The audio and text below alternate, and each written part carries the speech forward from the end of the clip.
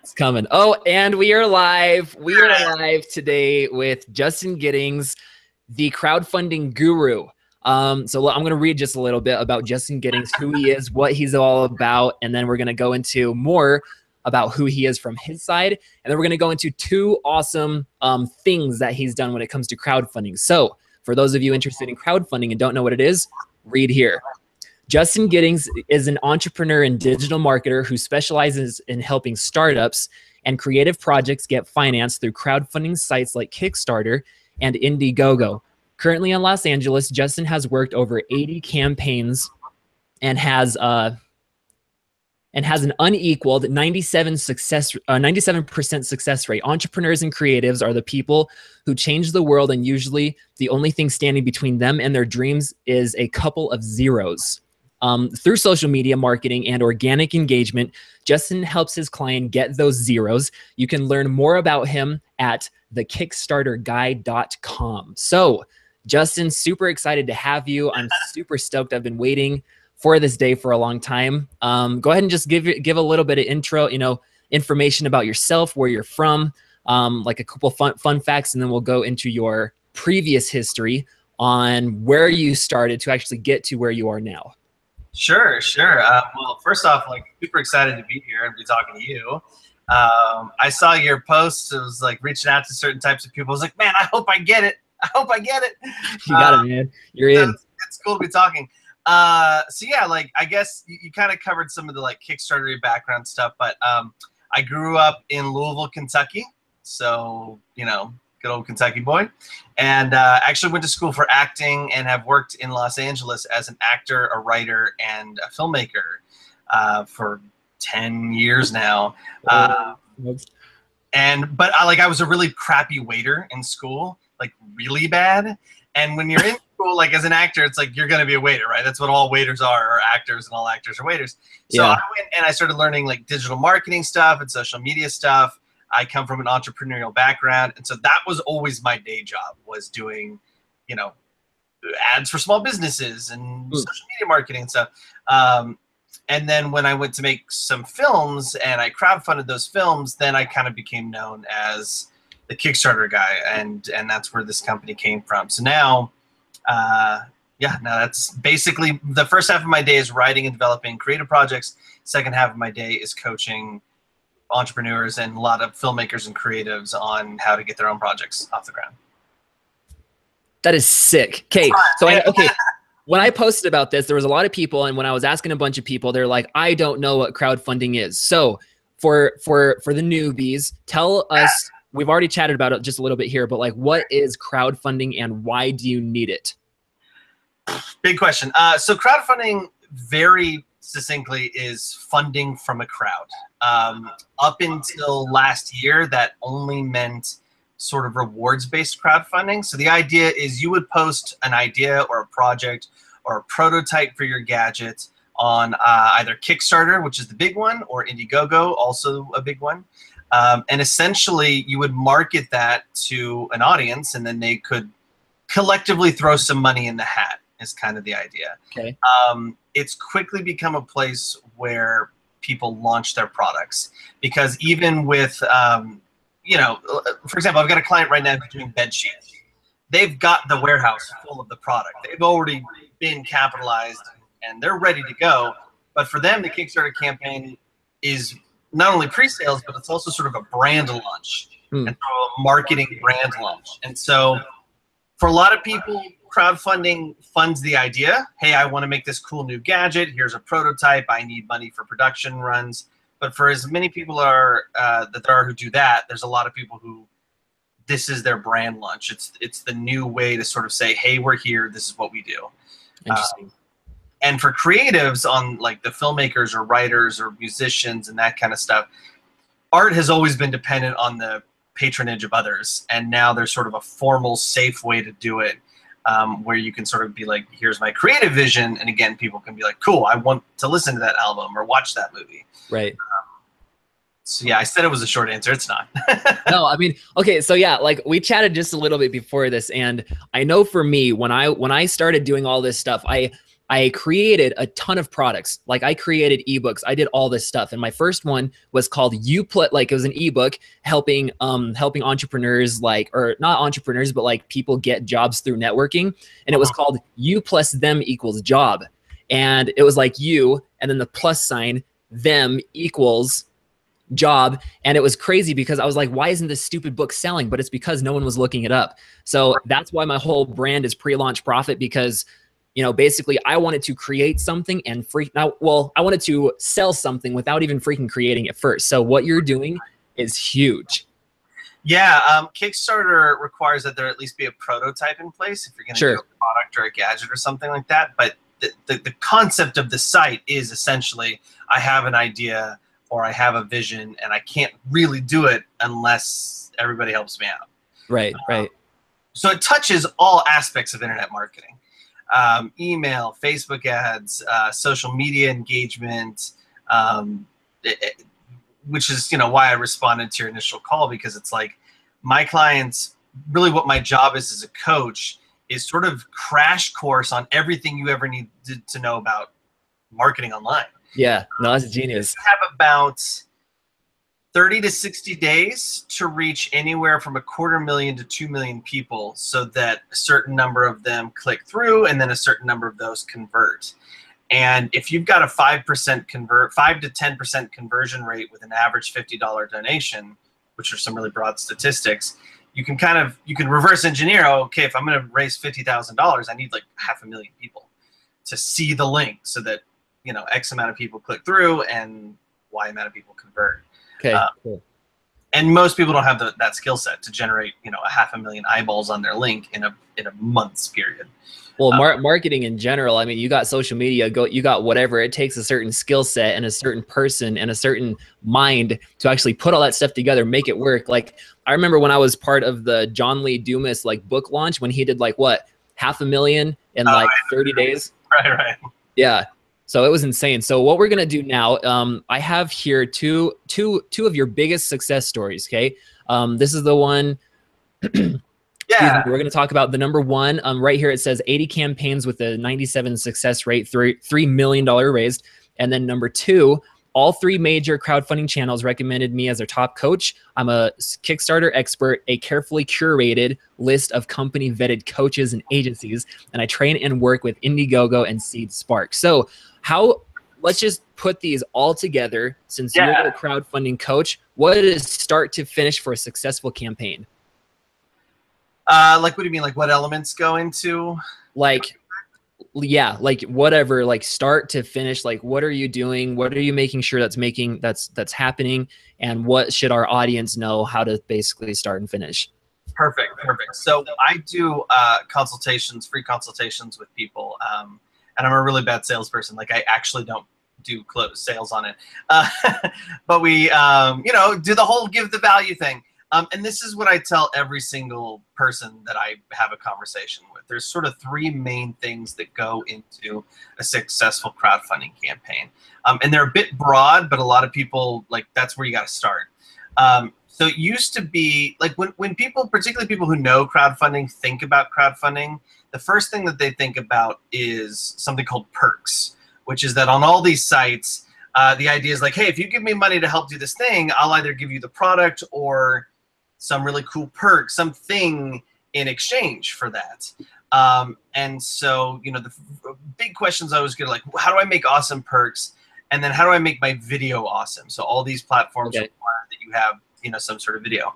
Bottom line is I spend maybe 10% of my coaching time on those things. There's so much training out there that shows you how to do a good video that you really don't need to pay a professional at this point. The problem is it's it's the traffic. It's actually people seeing all this cool stuff that you put together in your amazing video and your awesome perks and all that stuff. So the very first thing that I tell people that needs to go into a crowdfunding campaign is having a marketing plan. Okay. Your product or your idea is not your plan. It might be awesome, but people got to see it. And so you really need a marketing plan. And we talked about some of those numbers. I like to be really conservative. I think that's why I have such a high success rate, because all my surprises are happy ones. But if you're, if we have a 5% conversion rate and the average campaign donor is $40 to $50, right? You can do that math to reverse engineer. Okay, well then I need X amount of people to click on my site so that I get X amount of backers, and click through rate of 2 to 5% on Facebook ads. Then I need this much people, and I need to spend this much money to kind of drive that traffic. So that, I mean, I've done campaigns with like William Shatner. So that 5% conversion rate, that's your starting point. That's the number that anybody listening to this who's thinking about a crowdfunding campaign, that's the number that you want to work off of, that you're only going to get 5% of the people to come to that site. Okay. So explain, first of all, excuse my naivety, my naiveness. Who is this guy? Who is what guy? The guy you just barely said? William Shatner? Yeah. You don't know who William Shatner is? I probably do, but Captain Kirk from Star Trek. Okay, yeah. Okay, cool.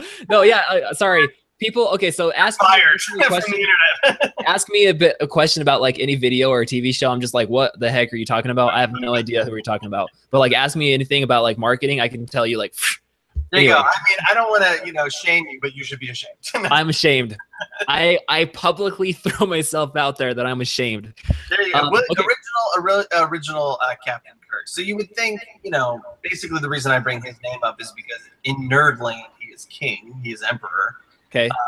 And so you would think that a movie with his name attached to it would be instantly funded and have a ton of people. And it's like, sure, it got a lot of funding and a ton of people, but that conversion rate doesn't change. You can really sort of bank on that. So what was the project, or what was the product that you did for him? Was it for a video? Yeah, it was for a film, Malevolent. It's an animated horror film, actually, which is cool. Oh, so completely, it'd be interesting to look this up. I'll have to do that. But so totally against like, and completely opposite of like Star Trek and whatnot, or Captain Kirk. Exactly, okay. Exactly. So the second piece that goes into crowdfunding is having a multiplier. Okay. So that's always going to include a team of people. There are certain things, particularly organic Facebook things, that you can't do unless you have multiple people working on it. A really easy example is, say you probably sign in, you see a Facebook video at the top of your timeline, says Justin and 10 other people shared this video, right? Yeah. Had each of those people just uploaded it, you wouldn't be seeing it. Facebook's algorithm would not be identifying it as socially valuable. But when 3 or 4 people share that video, all of a sudden Facebook's like, oh, what's going on over here? Right. So you always need at least a few people that are just helping some of the organic pieces of getting the campaign out. For most like products, gadgets, item sort of launches, the big multiplier is an ad spend. And the sort of general rule of thumb is that you want to spend at least 5% of what you think you want to raise. So if you were going for $50,000, you would want to have at least a $2,500 ad spend in place. Cool. I like that. Yeah, it's a really rough number that can change a lot, but that's a pretty good sort of estimate. Yeah. You've seen there's some other things like, you can usually raise about 10 times your Facebook like amount. So if you got 1,000 likes, you can raise $10,000 kind of thing. But those are really rough numbers. In fact, most of my clients raise a lot more money and have a lot less likes and don't have to spend that much money on ads because there's a lot of organic stuff that you can do. But again, I always tell everybody, like, be conservative, plan for the worst, have as much money as you can, because then if you don't spend it and everything goes great, you can sort of scale it up a whole lot more easily. Sure. Final piece is having an adequate amount of time to prep for the campaign. I get calls every week. I probably do 20 consultations a week. Well, yeah, I'm going to be doing a course soon because I don't got time for this anymore. You might as well.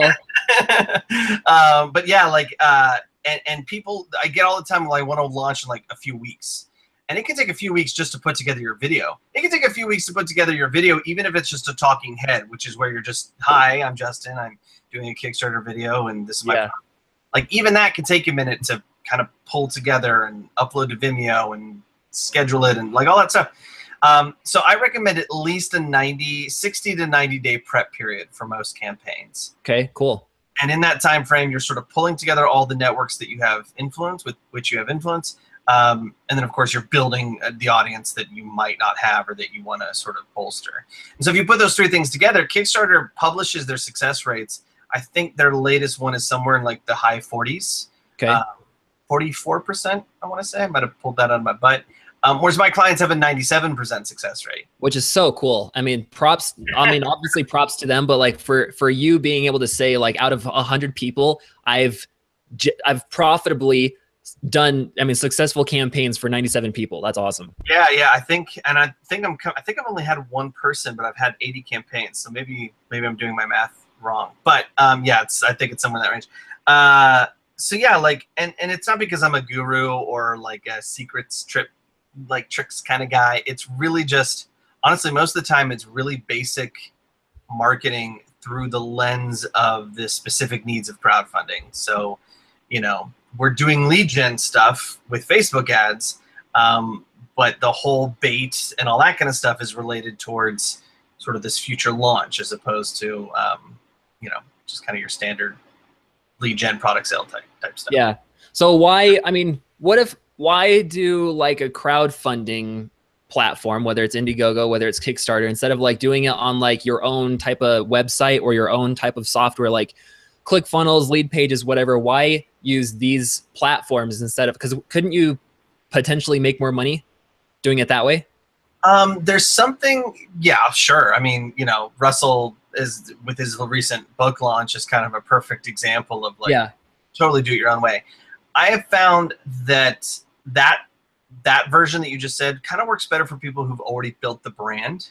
They've already got sort of the built-in trust and relationship with their audience. With startups, they usually don't have that. And this sort of jump starts that brand building and that audience engagement. Because there's a limited time frame, there's some built-in urgency, right? So campaigns only last 30 to 60 days. Right. Usually there's some big discount connected to it. So there is sort of a bait to take advantage of that now. And there's this sort of collective idea, well, particularly with Kickstarter, which is all or nothing, they, you know, we all of us backers, we want to see you successful. And so if you get closer and closer, we start upping our pledges. We start telling our friends more. So it's a great way. It's almost like how a lot of people use contests, right? So they'll get their JVs or their affiliates, right, to you know, whoever gives the most gets a Batman suit, right? Yeah. And Dan Henry sending out, you know, a billion emails and that kind of stuff. Yeah. Kickstarter's sort of like that. It's sort of like, hey guys, there's this thing, and for a limited amount of time, there's a limited amount of pricing, and they're sort of co-opting the value of the brand. I mean, Kickstarter, I think something like over, I gotta check these numbers, billions, at least 4, but I want to say $10 billion in the last few years. Yeah. Hundreds and hundreds and hundreds of millions of dollars are coming through this because it's sort of where early adopters go shopping now, or where sort of new twists on old ideas can sort of relaunch. Like I said, I'm working with a client right now who's doing bed sheets, but it's bed sheets geared for men. And the whole idea is like, men don't know how to buy sheets. We go to Bed Bath & Beyond and it's overwhelming and we just pick something that looks cool. And he's like, no, look, we can bundle it all for it. It's not, in other words, there's nothing particularly special other than this is where my target audience is, and I'm going to do the sort of the marketing to do a product launch, and then have a website, and we can sort of continue the business. It's almost like creating a viral campaign. So, are you working with people who are more established, or are you working from like you said, startups? Startups. I mean, I've had a few people who have had names. Honestly, I don't generally even like working with them. I dislike it. It's just that they come to the table with so much baggage or habits or things that they've done before, and crowdfunding is such a unique beast. It's a lot of the same techniques and ideas, you know, funnels and marketing, lead gen, all that stuff. But there's some specifics to it that it's just the nature of it and the way that it works and the timeline and the fact that it's on somebody else's site. It can be really hard to sort of break through people's ways of thinking.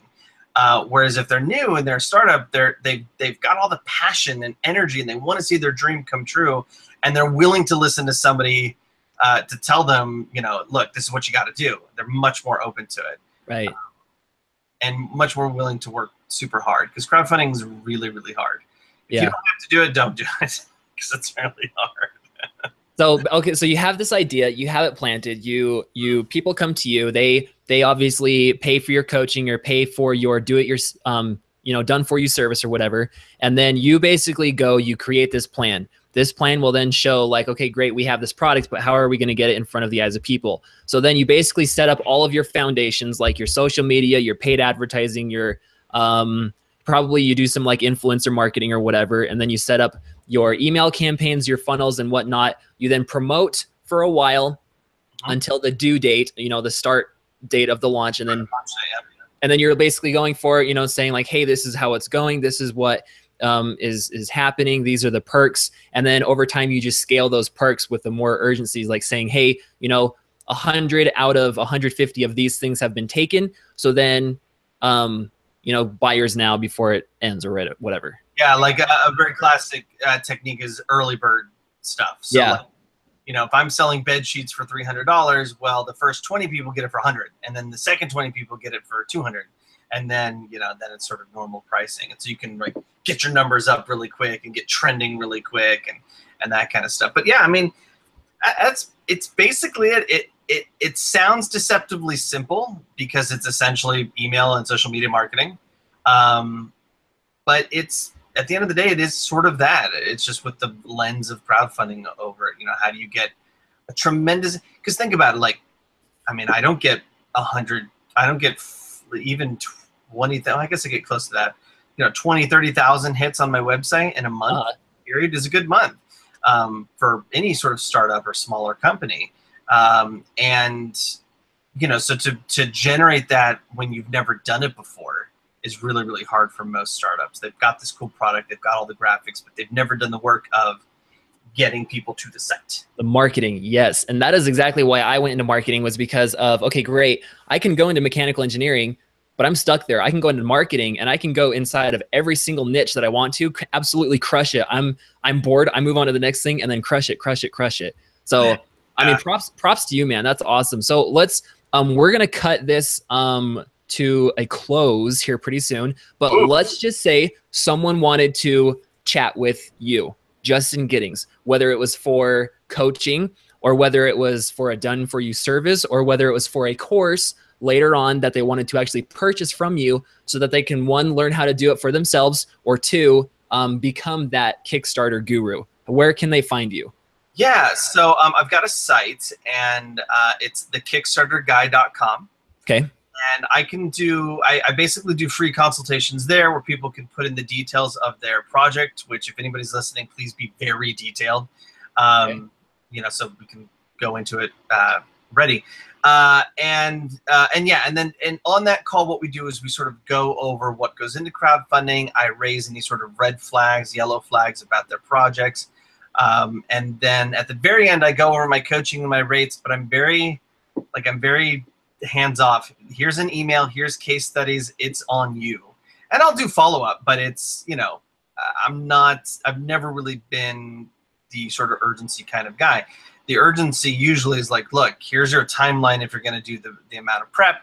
And for example, right now, unless you want to crowdfund during the holidays, you need to hire me now, because 60 to 90 days from now, we hit mid-October. Right. Then if you want a months-long campaign, you're going to be going into Thanksgiving, which you don't want to do, right? So it's that kind of stuff. For everybody who's watching this, I've got a special link set up. So it's thekickstarterguy.com/Tucker. Ah, cool. And that's for you. It's for you. Yay. Yeah, so that's going to be a $500 voucher off of coaching. So wow, we go through it all, and then the quote at the end will have, here's my normal quote minus 500. Sure.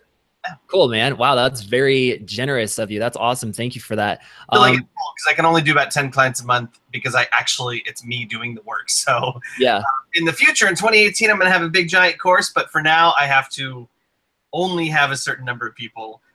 So that's the only urgency part of all of this. There will be a wait list. There always is. Dude, you can't, I mean, you're one person. If we had 10 hands, then that'd be a different story, but totally got it. So cool. Any last words before we call this to close? No, I think crowdfunding is good for people who have, you know, like a creative or a fresh look at something, a product, an idea, a film, whatever, because that is the audience of Kickstarter and Indiegogo. They want to find people's sort of takes, so to speak, on stuff we've seen before. I mean, the biggest crowdfunding campaign of all time was for a cooler. 13. Oh, yeah, I think that was what, no, it was longer than that. It was yeah, it was a couple years ago, but it had like a blender on it and an iPhone charger. It's called the Coolest Cooler. Now, what happened after the campaign is a disaster. So if you look it up, you'll learn a lot. But oh no, yeah, I think they raised something like $13.4 million. Yeah. For a cooler. It was that person's take on that cooler. So you don't have to reinvent the wheel. It can just be a shiny hubcap, and crowdfunding might still be a really good place for people.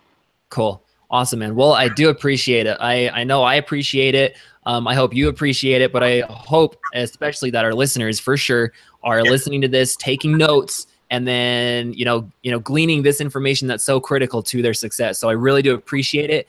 And yeah, for those of you who are listening, reach out to Justin Giddings.